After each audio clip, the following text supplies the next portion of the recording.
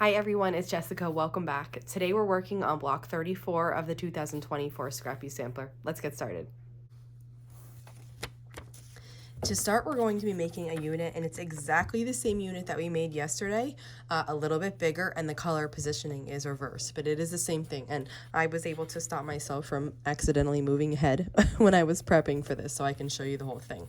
Now, to start, I have a square that's larger than this, but it's just because that's the size scrap I already found in my bucket, and I just figured why not. If you wanted to be more exact, you could take this, draw the triangle from B1 here, and then use a ruler to add a 1/4 inch around the whole outside, and that would be the exact size piece you need to piece this without any waste.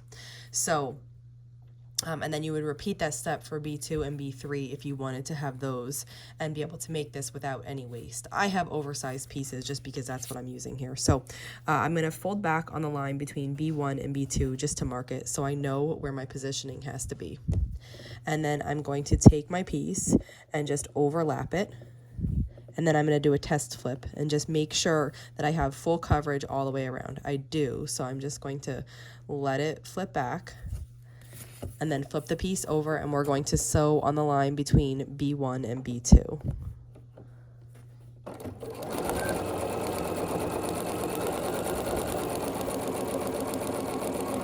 And we're left with something that looks like this. On the front we have this line sewn on here, and on the back it looks like this. So I'm folding the paper out of the way on the line we just sewed, and I'm going to trim here, leaving about a 1/4 inch seam allowance. And that was kind of what I had with this blue, so I'm just letting that be my guiding and just cutting off this bit of white.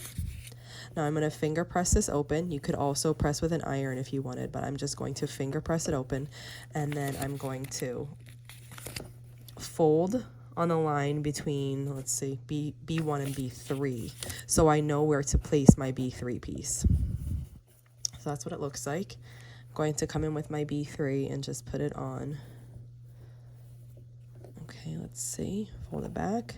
That's pretty good. I have good coverage, so I'm just going to flip that over and sew here on this line.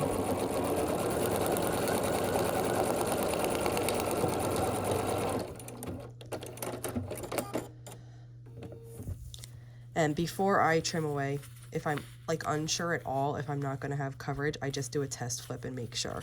And then once I'm sure that everything is covered, then I can come in and just trim this. This is a little bit smaller than a 1/4 inch, but that's okay. Okay, and this is our piece now. Just finger press this open. Okay, and then just like we did yesterday, and I showed it yesterday, so I'll just go ahead and do this quickly.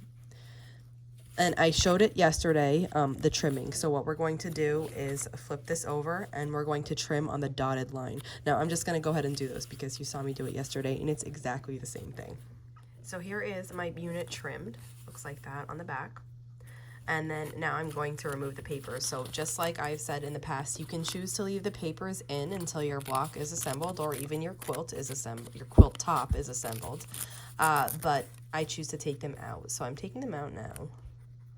And you just kind of fold on the sew line and then just remove them. They're very easy to remove, especially on a simple block like this. They just come right out. So we have 4 units like this. And then I went ahead and I made the half square triangles. We need 4 of these also.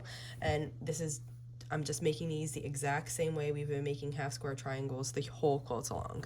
And now we can start assembling. So a half square triangle at every corner, and the green is on the outside, the white is on the inside, okay? And then these foundation paper pieced units are going to be in these positions. And then for the center, we have a white square. Okay, and we can just start assembling this now. It just gets assembled like a 9-patch. So I'm matching my sides up, and we'll start sewing here. Same thing for this bit.